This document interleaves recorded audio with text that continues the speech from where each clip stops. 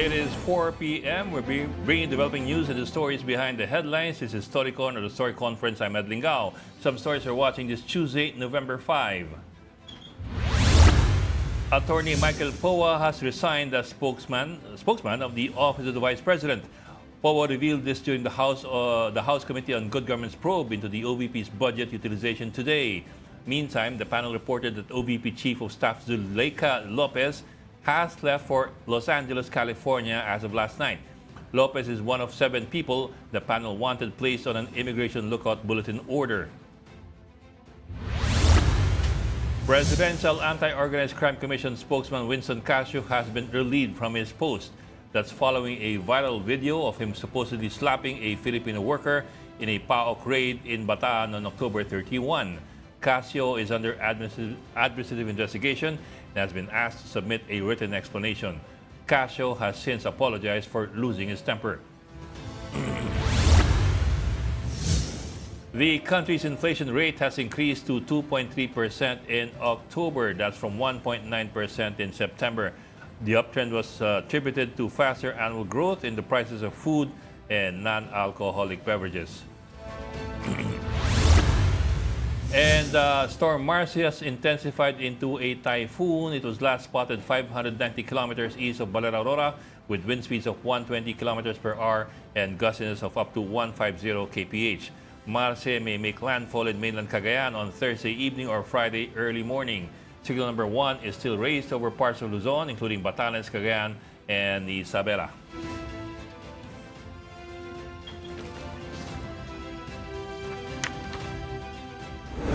And of course, joining us today is Storycon's resident political typhoon, Ronald Llamas. Speechless ako. Bihira mangyari yun, ha? Speechless ako. Bihira ka maging speechless. And of course, from the Philippine Star, we have Editor-in-Chief, Miss Ami Pamintuan. Happy Oh, Tuesday, Hi, good afternoon. Ami. Happy In pink. Tuesday. Pink na pink ka. yeah. Oo nga oo nga. Walang kulay yan ngayon, ha? Binabantayan natin yung politics sa US. Oh. Yes. Sa US, blue or red ka naman eh. Wala namang pink doon eh. Red and blue. You're either a donkey or an elephant. What's your pick? Okay, it's election day today. Well, tonight. Actually, tonight yan. Yes. Kasi Tonight. we're ahead eh. Right, dito. We're ahead by 12 hours in the East Coast and I don't know how many hours. Pero merong lugar na nagsimula eh. Nagsimula na. Sa US, Oh. yeah. Tsaka meron may mga naunang ano eh. Yung parang sa atin, di ba? Meron tayong mga naunang mga reporter naunang nagboboto sa atin eh. Oo nga. Si Joby ba nakaboto na? Ba't sumuboto siya na? Pa yan. TNT yan eh. Yung absentee voting nila, tapos na, di ba? Oh, that's the one. Although hindi Absentee voting. Yeah. Hindi nila nire-release yung outcome. Oo, dahil baka magpakita ng trending eh. Baka magka-trending. And then we have the actual vote later tonight and tomorrow. And I think the military vote, I think, is counted after the actual vote. Eh. So meron siyang order of counting. Of course, our colleague, Hobinal Francisco, parang Yeah. lalaki, is in Washington, D.C. Tito Joby, Joby, sorry, akala ko wala ka pa eh. Dito na ako. Hi, Joby. Hi, Tito Ma'am Joby, Abby. ikaw Hi, ba'y Ronald. nakatulog na? Hi, Ed. Hindi trending pero merong isang inallow na little town na Ayun.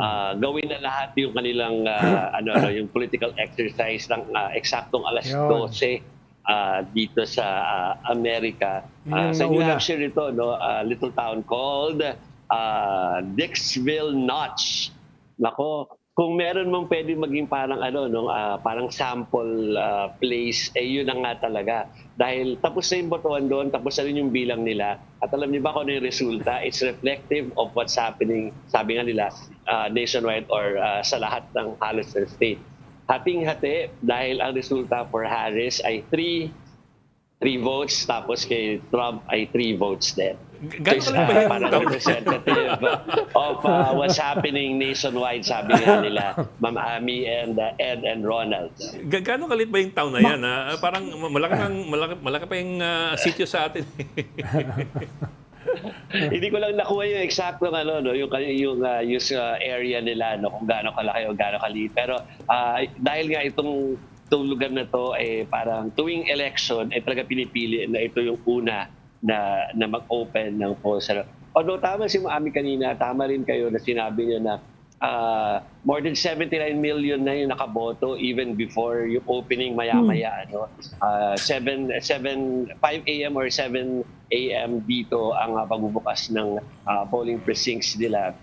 Pero that's for the physical vote. Pero lahat ng early voting, meaning nagpunta sa mga polling precincts sa maaga, ay tapos na. Pati yung nag-mail in, tapos na rin yun. 79 million yun. That's more than half. From the last election nila ito, 150 million yung gumawa nung ang nakaboto sa nakaraang eleksyon. Ito parang ang daming nag-avail nitong early voting nila this time. It's like 79 plus. 79 million plus. Interesting, they can vote ahead in certain localities. Kasi may kanya-kanyang batas yung mga yan eh. Very devolved yung kanilang elections. That's true. And alam mo ba, dito sa Washington DC, kahapon lang nag-end, may certain time kahapon, mga alas 3 yata, nag-end yung early voting nila. So ngayon, nagsara sila. We were there sa isang precinct. Nagsara na sila kahapon, pero magbubukas ulit ngayon ng alas 7 ng umaga for the physical vote. Pero yung mga hindi nakapag-mail in ay pwede because may drop box sila. Hindi na pwede email via yung usual. Parang kailangan mo na pumunta sa precinct, meron dong drop box, doon na ilalagay. Hindi ka ba giniginaw dyan, Joby? Hindi ako pinalabas doon. Nasa hotel ako, hindi ako pinalabas kasi alam mo na, Ronald, gabi. Madaling araw, so para for safety purposes, kasi may gadgets tayo. Dito lang ako pinayagan kahit nasa lobby. Washington Joby, ang pagkakaiba of course ng elections natin at saka dyan sa US, bihira ang election-related violence dyan eh. Exception nga yung ginawa noon nila Trump, although compared sa mga nangyayari sa atin, talagang patayan dito eh. Wala namang ganyan dyan, Kung dito nangyari yung 3-3 dito, 3 na lang matitira dyan nakatayo. Patayan na yan. Si Ami talaga. Pero meron lang akong bubuksan na na isang parang contact natin sa dito na Filipino community. May binigay silang hindi natin masasabi yung nangyayari sa ibang mga state, pero dito sa Washington DC, Ami, ay wala naman parang report na election-related violence pa, pero very secure yung area because we all know what happened nung January 6 Yes. na nakaguluhan at pinag-uusapan namin ni Ed yesterday yung paglalabas ng Trump camp nung notion na kapag natalo nadaya. Parang dinaya. Diba? So ayan ay ang alam natin, ito ang sabi nung isang source natin na Filipino community rito, National Guard and the Pentagon will not let a repeat of January 6. Kaya expect na maraming lumilibot na police o kaya military, which is true. I can't give you the numbers because wala namang pang ganong confirmation kung gaano karami yung pwersa nilagay around, because I'm staying mismo sa mga 2 blocks away from the US Capitol. Talaga, maraming lumilibot. Just in case lang na merong mag-attempt to have a formation near that area. So Joe, parang So third bawal world yun, country ngayon ang Joby? US. Bawal ba yung mag-gathering ngayon around the capital area lang? Binawal ba Hindi nila? naman bawal, hindi naman, walang declaration of bawal, Ma'am Ami, pero dahil marami presence ng security, so medyo mahihirapan. Kung sakaling may magtatangka. May sinasabi si Tito Ronaldo. So parang third world country Yes, ngayon sir. dyan, may naglilibot ng mga militar. Parang gano'n. Wala namang checkpoint tapos yung mga blue guard na tinitingnan lahat ng mga bag gamit ng drumstick o ano. Yung kunyari, alam yung hinahanap. Transfer talaga Pilipinas doon eh. Job, teka, I'll go back to the town you're talking about, 3-3. Don't tell me that's a Initial yon, initial. Initial. Oo. Initial yun. Akala ko naman kanina. Inisip ko, ano yung 100% turnout na yun? Kasi our biggest political unit. Katatapos na ng voting cycle nila, nagsimula na alas 12 dito sa oras dito sa Amerika. So they're starting to count. Yung una nilang moves through nung count ay inilabas sa media dito. At breaking news, kanina before ako umere sa inyo na 3-3 so far. Oh, for the moment, at least for the moment. Yeah, Kasi our biggest so political far. unit Pero in the talagang Philippines is ano, up no, neck and neck 260,000. talaga, no? Lahat ng survey nila talagang ano, tight na tight pa rin yung dalawa. No? Kaya lahat ngayon natatakot na mag-call nung ano eh. walang gustong mag-project kung sino mananalo. Totoo. Ano dyan, ano pa sila? Well, gising na gising ang media dito, Ma'am Ami. Talagang Yes. yung maski yung television, talagang naka-ano na sila, naka-continuing coverage na sila because magbubukas na nga. Nagbukas na sa ibang parts, magbubukas na yung mga polls ngayong in about 2 hours. Meron na ba dyan mga fearless forecast? Yung mga pundits, yung mga tunay na pundits, hindi yung mga fake na pundits dito. Yung mga pandit kanton. Hindi mga pandit kanton dito. Pandesal lang dito, pandesal. I'm sure, Job, marami na dyan nagbibigay ng kanilang mga fearless forecast. No? Parang depende kung saan yung leaning nila, di ba? So ganun din yung kanilang taya at fearless forecast. Pero doon sa mga tinatawag na independent, razor thin pa din. Sinabi ko rin kay Eddo kahapon. Hanggang ngayon, after nung parang weekend closing ng mga candidates, razor thin ang estado nung race between Kamala and Donald Trump. Kaso yung mga nagbibigay ng mga ganong klaseng razor thin, ito yung hindi fearless eh. Sigurista. Mga sigurista yung... Safe. Mga safe. Hindi, siguro napaso kasi sila noon eh. Remember, yung ket Trump noon and Hillary Clinton. Lahat ng survey noon except one, hindi ko lang matandaan kung sino. May isang tumama, isa lang. Pero lahat nagkamali eh. Na-underestimate nila na marami palang nasa-survey na hindi sinasabi na Trump sila dahil nahihiya. Pagdating ng botohan, bumobotong Trump. But in the end, she also won pa rin the popular vote. It came down to Yes. the College of Electors. Ano? Pero wala namang sumiseryoso Yes. sa popular vote. Ang fearless forecast dun sa Electoral College. Electoral law. Electoral Joby, college. kailan malalaman nyo? Sabay-sabay yan, di ba? Yung sa Electoral College, saka yung popular Yes. vote, yung bilangan. Sabay siya. Yung tinatawag na Ma'am Ami, tinatawag na race to 270 electoral votes. Dahil alam mo, sabi nga ni Edlin kapon, iba-iba yung mga time zone. So may mga papasok na. So sabi nila parang the night of elections dito ay parang may magsha-shape up na trend. Pero ang kanilang gustong iwasan ay umabot tulad the last time Biden versus Trump ay umabot ng weekend yung wala pong kalinawan.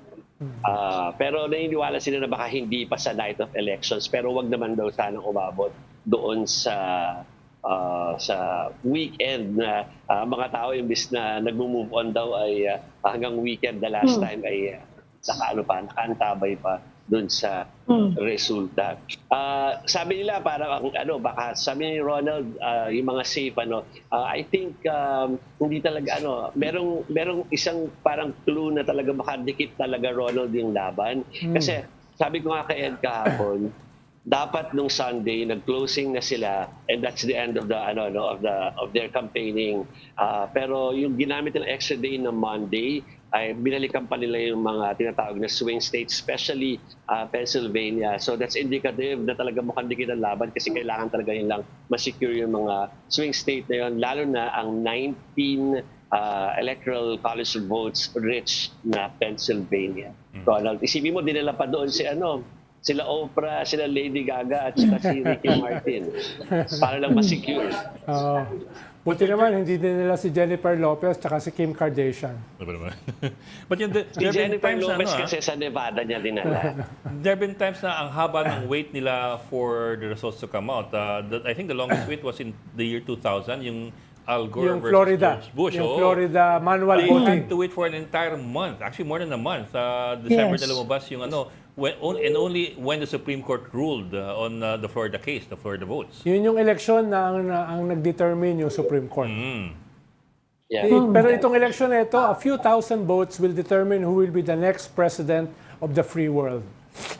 Well, a few thousand votes or a few thousand Pero armed men. meron In sa whichever usapan ngayon, case. paano daw kung magkaroon ng tie? Is that possible? Theoretically, yes. Posible ba yun? Theoretically, Baka daw mag-tie. theoretically Merong yes, mga pero hindi nangyayari. Pero theoretically, pwedeng magkatay. In which case, how does that go? In which case, it's the House ata, di ba? That breaks the tie or Yeah. that makes the call Yes. on who is the president. Bok, let me backtrack a bit. You talk kanina about yung presence ng security forces. Sa Pilipinas kasi, pag red alert tapos sa tight security, nagkalat yung mga checkpoint at yung mga naka-arma light. I suppose hindi ganyan sa US eh. Ganon. Ganon, di ba? Full battle gear But yan. do they also Ganon, conduct oo. checkpoints? Naka-full battle gear yan. Mismo nga civilian sa US, open carry eh. Iba yun. Iba naman yun. Mga sundalo pa. National Guard kasi yan eh. That's the National Joby, Guard. nakakausap mo yung ano dyan, di ba? The Phil-Am community. Kumusta naman ang mood nila? Yes. Ano yung basa mo sa gusto nilang mangyari kaya? Magkaiba, Ma'am Ami, kasi dito sa Washington DC na paano ko ba i-makakaroon ng distinction yan? Yung mga Filipino-Americans dito is more of, kasi kaya nandito sila because related sa government in job nila or sa mga Yes. NGO. So they're more, they're more, hindi ba marami namang aware pero siguro mas mas may kinis ng konti yung mga pagtingin nila sa bagay-bagay. Pero galing tayo, hindi ko naman sinasabing hindi ganun kalinis din naman yung pag-iisip dun sa ibang state. Pero I was in Los Angeles around 3 days ago.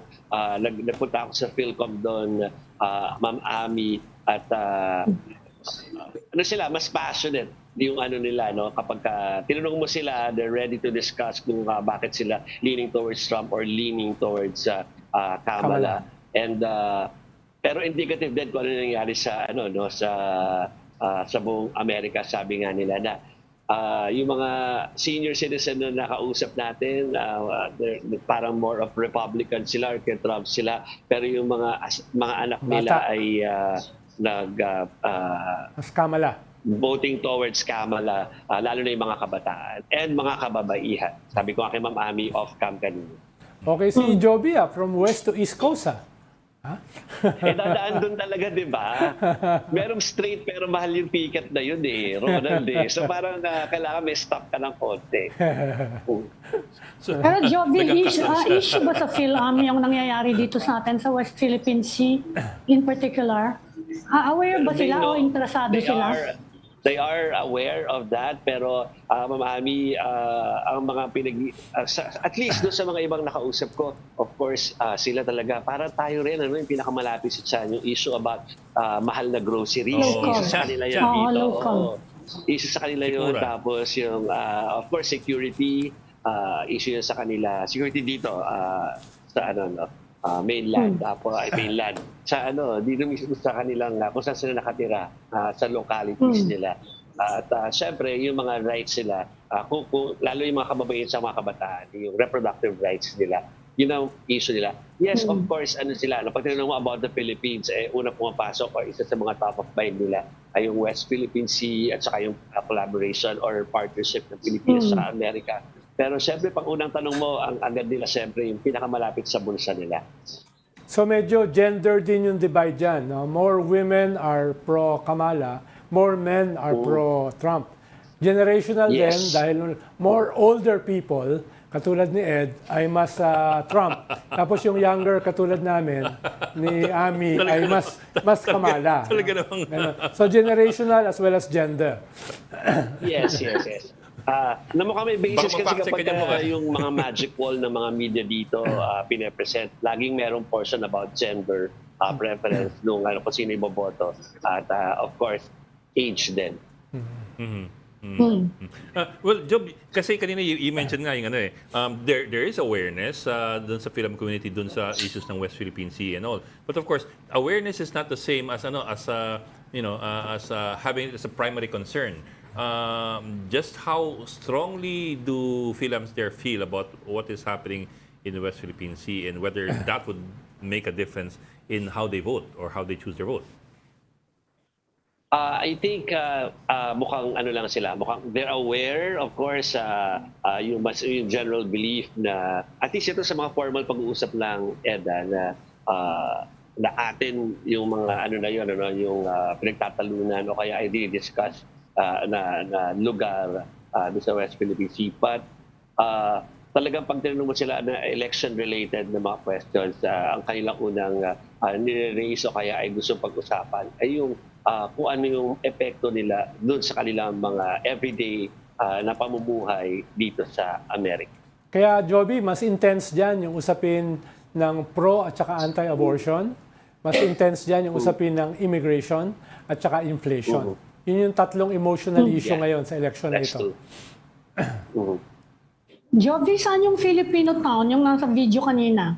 Yung kinunan, saan yun? That's just outside downtown LA, Ma'am Ami. Matagal na siya, actually, mga 1940s pa. Ay meron ng, ang tawag na Filipino, the historic Filipino town. Pero yung araw ko na nakita, it's like about 3 years ago nilagay na yun, to mark the territory, no, Ronald. Pero yun, parang minarkahan na meron. Pero of course, alam natin na kapag ka sa Los Angeles o kaya sa California, kalat naman ng mga Pilipino. Pero yung town na yun, yung mga businesses like mga sisig store, yung mga sisig store.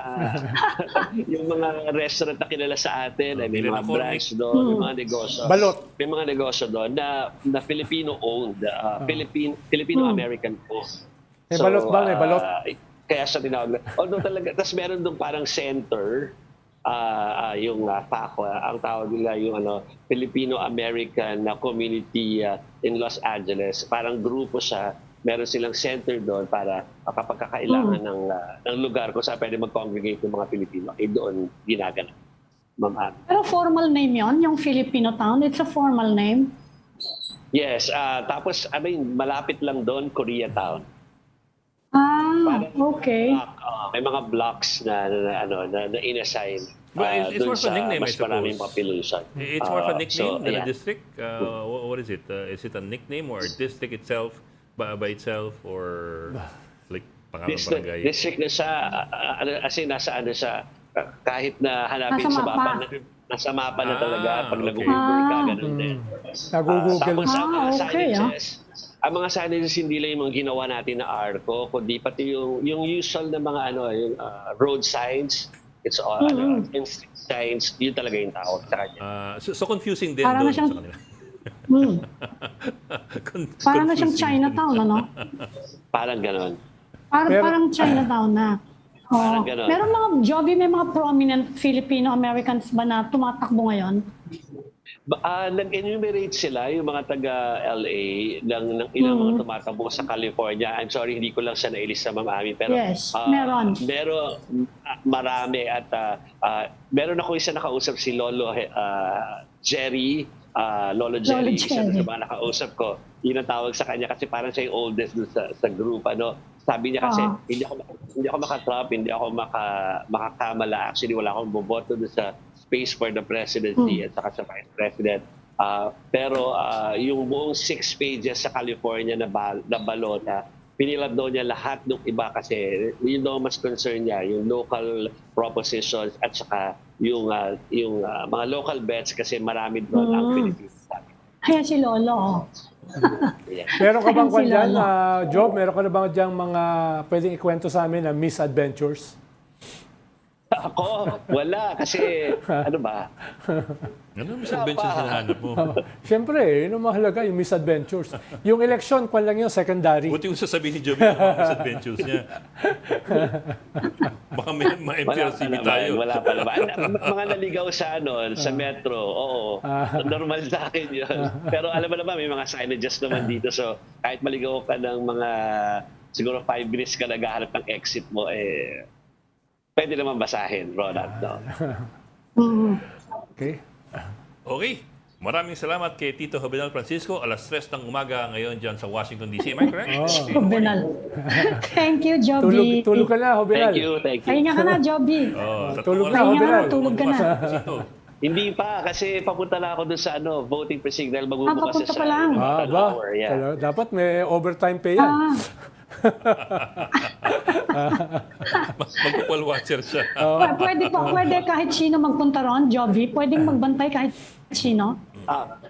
Kanina binigyan kami ng entry ng City Hall para kumuha ng footage earlier, pero kapag ka nagsimula na yung botohan, although naman transparent yung yung voting place, so pwede makuhanan from the outside, but we can't go inside to take footage from the outside na. So ang titingnan natin doon yung pila, yung turnout kasi last minute, hindi naman last minute, before mag-midnight, nanawagan na ang marami na parang vote. Ano, si Oprah Winfrey sa Philadelphia, sinabi niya na kapag hindi natin ginamit doon, pag hindi lang ginamit yung boto, baka hindi na doon magamit in the next election. So parang ngayon bumoto. So we'll see. Very crucial kasi ang voter turnout. Nung turnout today, kung marami mga panawagan for them to vote. Although sabi ko nga 79 million na yung bumoto so far. Kung marami ang turnout, pabor kay Kamala yon. Kung kaunti ang turnout, pabor kay Trump yon. So that will be determined. Dahil usually yung pinapa-turnout nila ay yung mga blacks, yung mga Hispanics, no, tsaka yung mga youth. Potentially more liberal-minded. Yes, yung mga youth. Halimbawa, nung panahon ni Clinton, ay kakaunti yung blacks na nag-turn out. So it affected the result. No, yun yung kanila. Kaya kasama yun dun sa survey. Sa survey kasi, ang assumption nun, ganito yung turnout. Kaya hindi naman pala ganon. So, yun yung isang distortion ng surveys. It might help though na hindi na pandemic. I mean, the pandemic's not as bad anymore. So people kaya nga mataas Kaya nga mataas yung turnout. That's 79 na. That's 79 million na yung turnout before the official election. Medyo mataas yun. Yes. Mataas yun. May bulong yung mga Philcom mula doon sa Los Angeles, tsaka yung ilan na dito. Sabi nila, pupunta ka pa ba, Jovi, doon sa voting precinct kung nakuha naman na earlier? Maghahanap ka ba ng mga Pilipino na boboto? Sabi niya, posible daw na meron, pero knowing daw the Filipinos, malamang in-avail nila yung early vote o kaya ay by mail ang ginawa nila para hindi makadistract doon sa kanilang sa kanilang schedule. Workaholic sila, alam naman natin, di ba? Or kaya some of them are keeping 2 or 3 jobs. So parang kailangan nilang magtrabaho. Ibig sa gawin yun, bumoto na sila by other means before. Kesa pumila today, medyo kung pipila ka, yung mga 6 pages yung i-fill up. So imagine kung gano'n kaba yung pila tapos maghihintayan. O sige, si Jovi, nag-iikot ka dyan as a foreign journalist. Do you need accreditation? O basta usi ka lang dyan, usi sir. Ano bang open nakaka-cover ka? Pwedeng usi, pero ang ginamit ko sa trip kahit na meron tayo nung tourist visa natin. Ginamit ko yung journalist visa just in case lang na natanungin ka while you're going around. Wala nang parang no need to register naman pero kung sabihin kapag ka natanong ka lang, at least mas madaling mapaliwanag na you're here to cover. Yeah. Wala kang ID, walang press ID. Walang press ID. May nakita ko iba wala rin naman yung mga not from here pero lumilipot. Yeah. Okay. Maraming salamat si Joey. Pakulan natin kasi magta-tricycle pa yun hanggang sa Washington. Hindi, angkas. Mag-helmet ka. Thank you, Joey. Maraming salamat. Joey Francisco reporting live from Washington, D.C. where it's now 3:30 already in the morning. Sisilaw ako kay Ami. Sisilaw ako Masyado bang Parang stabilo, no? Alam niyo yung stabilo? Teka, we have our first guest for today, Filipino Young Professional Secretary and Democrat Gabriel Yang. Gabe, magandang hapon and thank you for joining us. Welcome back to Storycon. Welcome back, Gabe. Hi, Gabe. Hello, magandang hapon. Thank you so much for having me. Unlike our other guests, it's currently 1 in the morning or at 12:30. So just letting you on. You're in Berkeley, California. That I can share my perspective with you all. So thank you for having me. How are things back there, Gabe? Since last time we talked. Things are very tense, very stressful. There's a lot of tension through the air right now. And if you remember from last time, I mentioned that I'm currently doing my master's degree in public policy here at the University of California, Berkeley. And emails are going out to both us grad students and just the general population to check in on each other, make sure your mental health is okay. Remember that our health comes first, and even professors are reaching out to students asking if they want to cancel classes because of how stressful this election is coming down upon us. A lot of the messaging going out right now is this might be one of, if not the most important election in our lifetimes, and so there's a lot of stress and pain going around right now. Any fearless forecast, Dave? My fearless forecast, I am, in quotes, naively hopeful that Kamala Harris will pull through, but Bakit after naively? picking up and checking my polls again, I'm still seeing that the polls are tied 48-48 with that 4% margin of error, but there are lots of polls showing Kamala at 49-48. And so I'm really hoping on that +1 differential. It will really come through on election day, especially as people make their ways to the polls. But Gabe, there are a lot of concerns. There's a lot of talk about the possibility of some candidates not accepting the results if the result turns out to be against them. One candidate. Of course, without naming names. How real is that concern as far as you guys are concerned? I mean, is it really a major concern, or is it just something floating around on top of your head? It's a major concern, and I don't think it's just floating around my head, but especially folks who are organizing with the Democratic Party and my colleagues over at Filipino-Americans here for Harris Waltz, we're already sensing it, where lots of folks are already hearing that Trump is calling for election fraud. Just recently, earlier today, in his rally over in Michigan, he was already insulting President Joe Biden again. He was insulting Vice President Harris, Nancy Pelosi, and really making the statement that the Democrats will steal this election once again. And so I just recently also read, as I woke up, was that there are a lot of Republican states that are, and their own judges that are trying to block the federal government's Department of Justice for sending down lawyers down into these states to make sure that elections are properly handled. And this has been a historic thing, so it's not as if the Department of Justice is just doing it as a response to Trump, but they're doing it as normal procedure, yet they're already being challenged. And so what a lot of political scientists, my own professors, former secretaries within the administrations are noticing or bracing for is that we probably won't know the election results until Wednesday, Thursday, U.S. time. And then also, we are awaiting a slew of lawsuits going to go up against election officials, Secretary of States, and then even the federal government itself by the Trump campaign, as well as what we saw in 2020. So a lot of us are gearing up for those legal battles. We know that the Harris campaign is staffing itself with lawyers right now just in case, but there is that tension and fear that Donald Trump will not accept the results regardless of what will happen. Yeah, Gabe, you're talking about tension. The police in DC is on alert. They're watching out for gatherings, but are you implying that there might be violence even outside Washington, outside the Capitol, in California, for example, in other states?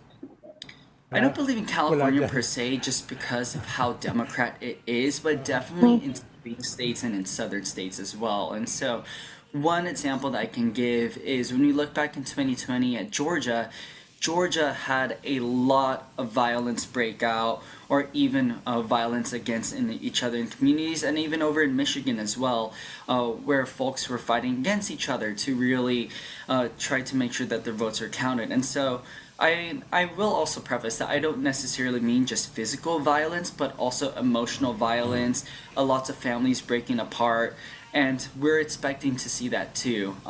One thing that I recently realized is that even amongst my own family, one of my uncles was the chair of Filipino-Americans for Trump Pence back in 2020, and so it's made it very difficult for even my family to really stay connected during this time. And so we're expecting, again, it might not be that physical violence that we saw with January 6th, but definitely during this election day, we're expecting a lot of families to be very torn about where the election will be and going.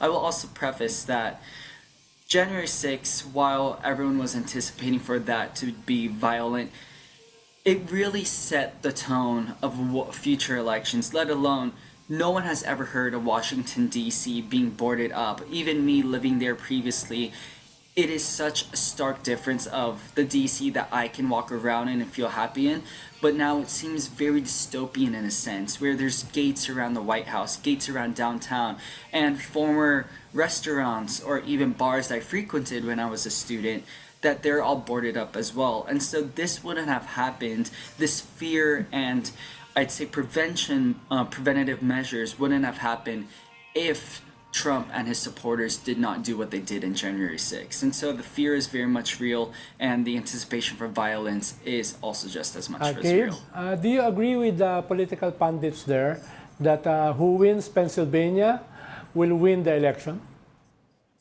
Yes, I definitely do. Breaking it down by the Electoral College of votes, Pennsylvania itself holds a majority of it. I can't get the number off the top of my head, I but think it's, what I was 16. witnessing was different scenarios. So what could happen is that Harris wins the Rust Belt. So the Rust Belt is defined as Wisconsin, Michigan, and Pennsylvania. And so if Harris wins that, then overwhelming majority, or she can either win the Sun Belt, which is Arizona, Nevada, and then hoping for Georgia as well. However, because of the greater population in Pennsylvania, even if Harris doesn't win, let's say, Wisconsin or Michigan, or she doesn't win Arizona or Georgia or Nevada, the Electoral College votes that are in Pennsylvania really would show the difference that and put Vice President Harris much ahead than President Trump. What happened with the Rust Belt? Because it used to be a blue wall. So what has happened these past few years? So what's happened in the last few years, going back onto 2020 and then eventually 2016, is that rise of economic populism that we saw. A lot of folks in the industrial sectors in the Rust Belt, and for viewers, I know I'm using the Rust Belt as a throwaway term. The background behind the Rust Belt is that Wisconsin, Michigan, and the area around the Great Lakes was renowned for being an industrial hub. If you think about the history of Chicago, for example, Chicago used to be a heavy steel industry, for example, or packing industry. And so a lot of these manufacturing jobs were the crux of blue-collared America for lower middle-class white Americans. And with the upcoming innovations that have came with technology and eventually combating rising inflation just throughout the past decade, a lot of these folks have been disenfranchised by the policy set forth by the government, blue and red. I'm not saying that it's exclusively Democrat or Republican, but these problems have started economically disenfranchising. And so going even to 2020, one particular candidate, Andrew Yang, campaigned on that and said that artificial intelligence becoming the future will take away manufacturing jobs away from these workers. And regardless of your skin color and your race, a lot of people will be impacted. And so that's exactly what we're seeing, is that a lot of these former industrial workers who are losing their jobs, especially post-COVID-19 pandemic, are really blaming it on Democrats and the government. And so with Trump coming into play, Trump presents himself once again as that figure, that messiah figure, if you will, that will get people their jobs back, really fight for their opportunities, and really make sure that the lower class white American can feel represented. However, the flip side of that as well, of what we're seeing in the Rust Belt, is the rise of the racial ethnic vote, particularly amongst Black Americans and Latino Americans. So if we look at Detroit, for example, Detroit's industry is heavily automobiles, where you think of Ford or you think of Chrysler. And a lot of those people who now work in those factories are actually people of color, racial ethnic Americans. And so they themselves are recognizing that the same divisive language, and while they themselves are being disenfranchised by economic policies, they're finding a lot more solace within Kamala Harris and her campaign, especially if we look at the agriculture industry with Governor Walz reaching out to farmers, than they are seeing with Trump's divisive rhetoric. And so to tie it all in a pretty knot about what is going on in the Rust Belt is that white disenfranchised lower class Americans are starting to teeter towards Trump because they're really buying in to the Trump-Vance hillbilly elegy rhetoric, if you will, that they will resurrect the economy and provide that place that they once lost, whereas Kamala Harris is attracting the people of color and racial ethnic minorities to feel empowered that they will be protected under her administration, regardless of immigration status as well. Do you agree, Gabe, Gabe, that the Biden statement on garbage will affect the chances of Kamala? Absolutely. And despite me being a Democrat and despite my previous career in the Biden Harris administration, I recognize that that comment was not the best. And he definitely could have done better in doing that. And while he has done his best to go back and try to renege that comment and saying that I actually meant that support for Donald Trump is garbage and whatnot, it has hurt the campaign. And there has been murmurs as well as, did President Biden do more damage than good? However, on the flip side of that, while President Biden did say that, it's important to also recognize why President Biden said that. And so we go back to Trump's closing argument speech at Madison Square Garden, where there was a lot of racist, hate-fueled rhetoric that was reminiscent of the 1939 neo-Nazi rally that was held in that same building in Madison Square Garden. We had a comedian called Puerto Rico Garbage. We had him joke about carving watermelons with Black Americans. And then right after that, we had Tucker Carlson and other conservative figures remark about, pardon my French and the cursing, but how these politicians are expletives. And so it really goes to show that while President Biden was speaking from a very emotional state, it was also founded in a very hurt state that his own colleagues and the people who are just doing their best to represent and serve the country are being targeted in and being attacked for their personal character rather than the policies that they champion, and especially the people that he tries to represent, and kind of responding to that floating island of garbage that was mentioned about Puerto Rico in the Madison Square Garden, trying to make that analogy that if you're calling this island a pile of garbage, then it is the same as your support for this person being a pile of garbage. And so, again, I am not defending President Biden's statement. I 100% think he could have said that better, and he did it wrong, and as much as he can try to go back. But I also think it's just as important to see everything in the context of which it came before. Gabe, from reports that we've been getting, Trump seems to be getting a significant support from a segment of the Filipino-American population, and we've been told that there seems to be a generational gap in this voter preference among Filipino-Americans. Is that correct, that the older generations tend to be more for Trump and the younger ones, like you, are more for Kamala?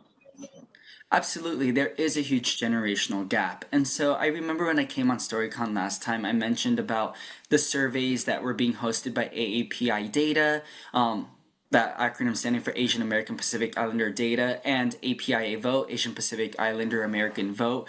And what they found is that there is a strong correlation that the older you are, the more conservative you tend to be. And then additionally to that, the younger you are, the more liberal you tend to be. And so that is definitely being reflected out in the polls and in the conversation around identity. One of the nonprofits I work for, Lead Filipino, we released a study that really dictated how one's own identity impacts that. And so we find with older Phil-Ams that they tend to still classify themselves either as Filipino or as American, and really hold on to that patriotism and the American dream that the Republican Party really sells.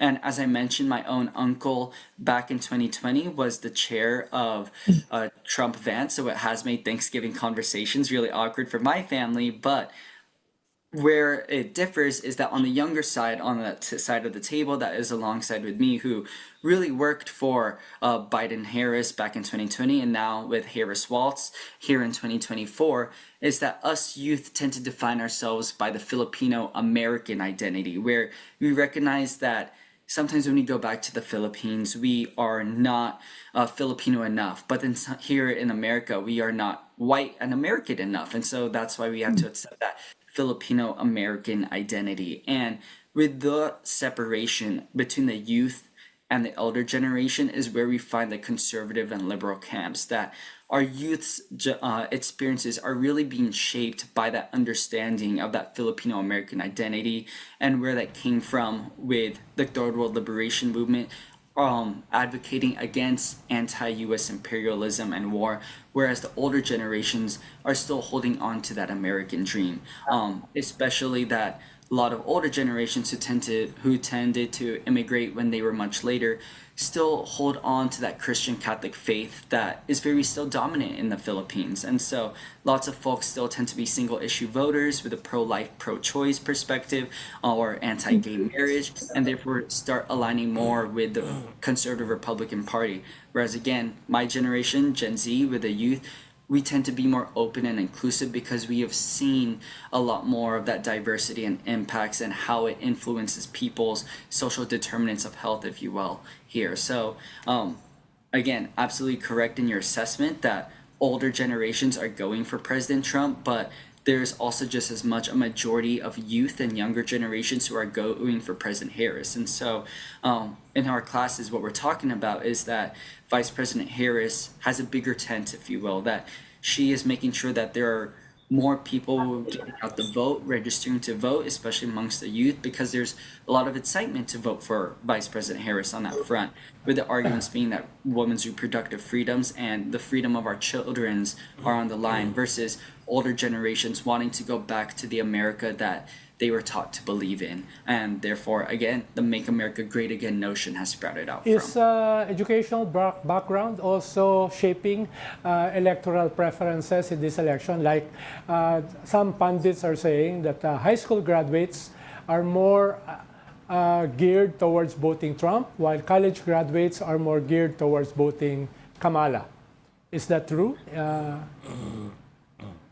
Yes, absolutely. And there are studies on that about how the United States is higher education being defined as an undergraduate college degree education really shapes thinking. And so that's another reason why conservatives tend to shoot down and are advocating for the Department of Education's abolishment within the United States, especially the Trump campaign and with the Project 2025 experience, because they believe that higher education and that teaches critical thinking, and critical thinking being defined as thinking from neither the left or the right, but all from a holistic perspective, is making people quote unquote hate their own country. And this is coming in the form of critical race theory and ethnic studies that teaches the history of ethnic peoples within the United States. Because on the flip side, high school education curriculums are determined by states. And so I'm very lucky, for example, to be living in California, where our education curriculum enforces ethnic studies and teaches the history of Asian Americans and Pacific Islanders and Native Hawaiians within our own state. But each state's education curriculum differs. So for example, me learning about the history of, let's say, Japanese internment or Filipino-American farm laborers won't be the same education that someone in Florida, Texas, or Ohio would be getting. And so therefore, because high school education is not standardized, therefore lots of folks then tend to not have those critical thinking skills across the board. And I'm not saying critical thinking skills to say that people are dumb or they're not getting that level of education that would remark you as being a better voter than someone else, but more so the access to information and the suppression of information is the root problem that I'm really advocating against.